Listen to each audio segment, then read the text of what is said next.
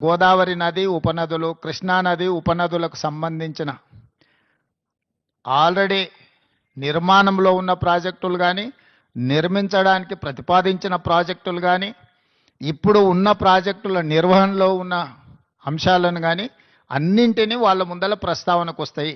వాళ్ళు ఒకసారి ఆ కమిటీ అపాయింట్ చేసిన తర్వాత వాళ్ళ అంశాలను అన్నిటిని తీసుకొని చర్చించి అక్కడి నుంచి ప్రతిపాదనలు వస్తాయి. ఈ ఏడాది మళ్ళేడాది కాదు, ఇప్పుడు ఆ అధికారులు వచ్చిన తర్వాత వాళ్ళ మీద చర్చ జరుగుతుంది.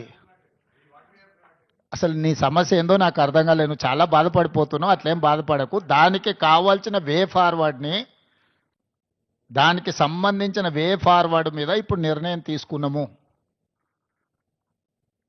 2020 సంవత్సరంలో ఇద్దరు సంతకాలు పెట్టినప్పటి నుంచి ఇప్పటివరకు మీరు ఆ ప్రశ్ననే మాట్లాడలే. ఇవాళ 25లో పరిష్కరించడానికి ముందుకు వచ్చినప్పుడు మీకు అదొక సమస్యలాగా కనిపిస్తుంది.